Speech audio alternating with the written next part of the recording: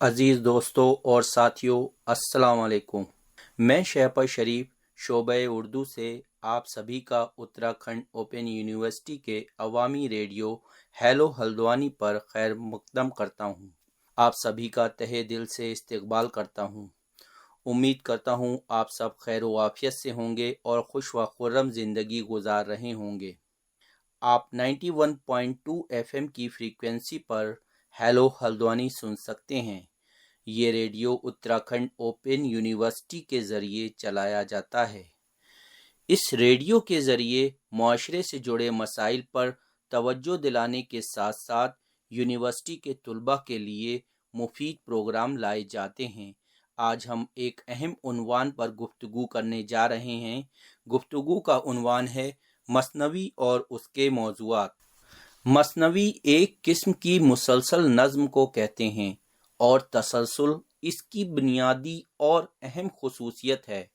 یہ ایک ایسی شعری صنف ہے جس کے ہر شعر میں مطلع کی طرح ردیف اور قافیہ یا صرف قافیے کا التزام ہوتا ہے۔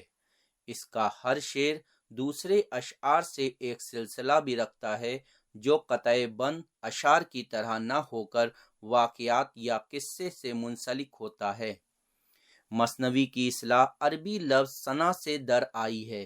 عربی زبان میں ثنا دو کے لیے استعمال کیا جاتا ہے۔ چونکہ مثنوی میں ہر شعر ہم قافیہ یا ہم ردیف ہوتا ہے، اس لیے دو مصروں کی مناسبت سے اس صنف کو مثنوی کہا جانے لگا۔ عام طور پر یا بیشتر مثنویوں میں ردیف و قافیے کے بجائے قافیے ہی کا التزام کیا جاتا ہے۔ مثنویاں مختصر بھی ہوتی ہیں اور طویل بھی۔ اشعار کی تعداد 5 سے 10 بھی ہو سکتی ہے اور 1,00,000 اشعار سے بھی تجاوز کر سکتی ہے۔ مثنوی کہنے کے لیے موضوع کی کوئی قید نہیں ہے۔ ہر خیال و فکر کو مثنوی میں نظم کیا جا سکتا ہے۔ رزمیہ، غنائیہ، عشقیہ، واعظیہ، صوفیانہ، فلسفیانہ، سیاسی، سیدیہ، ہجویہ، مدحیہ، حزنیہ اور دیگر مضامین موضوعات مثنوی میں نظم کیے جا سکتے ہیں اور نظم بھی کیے گئے ہیں۔ انسانی جذبات ہوں یا مناظر قدرت اور واقعہ نگاری ہو یا تخیلات، غرض مختلف کیفیات کے بیان کے لیے مثنوی سے زیادہ کوئی شعری صنف متحمل نہیں ہو سکتی۔ چونکہ مثنوی کے لیے اشعار کی تعداد محدود نہیں ہے، اس لیے مثنوی نگار اسے جس قدر چاہے وسعت دے سکتا ہے۔ مضامین و موضوعات میں وسعت کے باوجود بیشتر مثنویاں چند مقبول و مخصوص موضوعات پر ہی لکھی گئی ہیں، جن میں سے رزمیہ یعنی ایپک، بزمیہ یا غنائیہ اور مذہبیہ نہایت اہم ہیں۔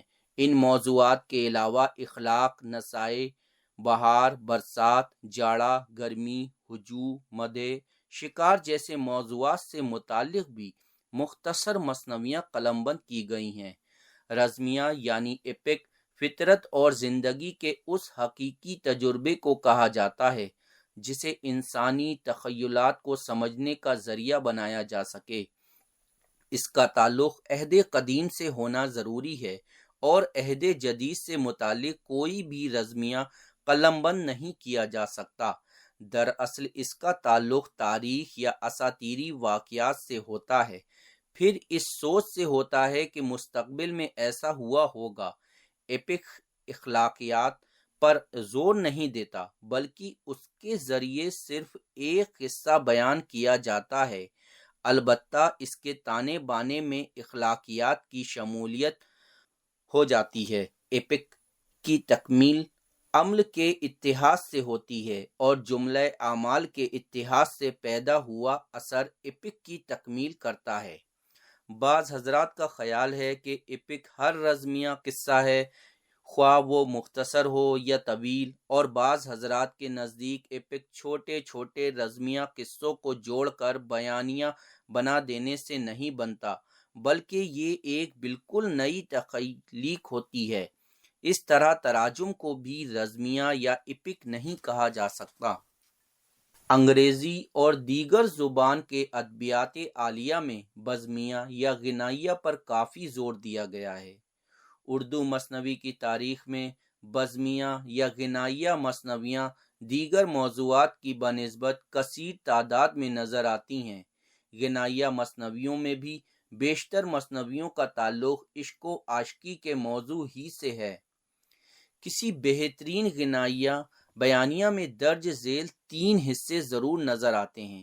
پہلے حصے میں جذبات کو محرک کرنے والی وہ شے، وہ موقع یا اس تصور کی کار فرمائی ضرور ہوتی ہے جس کے اثر سے دل میں نغمہ پھوٹتا ہے۔ دوسرے حصے میں جذبات کی شدت کا آغاز ہوتا ہے اور یہ شدت بتدریج اپنی انتہا کو پہنچ جاتی ہے۔ تیسرے حصے میں یہی جذبات تخیل یا رجحان کی شکل میں تبدیل ہو جاتے ہیں، مگر یہ اصول ایسے نہیں ہیں جن کی پابندی لازمی یا ضروری ہے۔ بیشتر شعراء نے ان پابندیوں سے انحراف بھی کیا ہے۔ اردو کی بیشتر غنائیہ یا بزمیہ مثنویوں میں مذکورہ تینوں حصے بڑے سلیقے سے سموئے گئے ہیں۔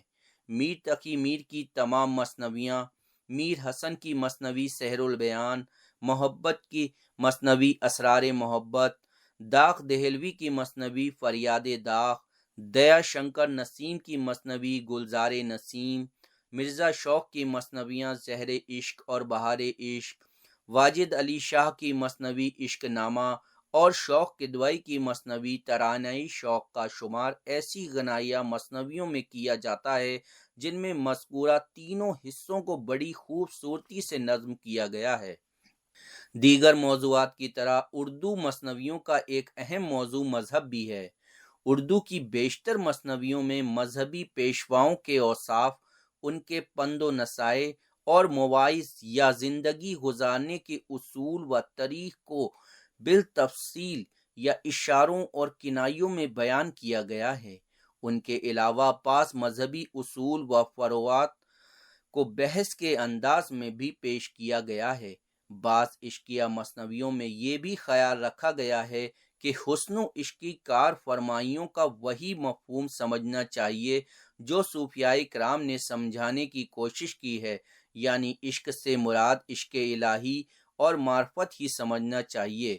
اردو کے بیشتر مثنوی نگاروں نے دانستہ یا نادانستہ طور پر متعدد آیات قرآنی، احادیث رسول سے متعلق تلمیحات و اشارات کا استعمال کیا ہے۔ رزمیہ یعنی ایپک، بزمیہ یا غنائیہ اور مذہبی موضوعات کے علاوہ بھی متعدد موضوعات کے تعلق سے بھی مثنویاں لکھی گئی ہیں، جن میں سے اخلاق، نصائح، بہار، برسات، جاڑا، گرمی، ہجوم، مدح، شکار وغیرہ موضوعات سے بھی متعلق متعدد مختصر طویل مثنویاں لکھی گئی ہیں۔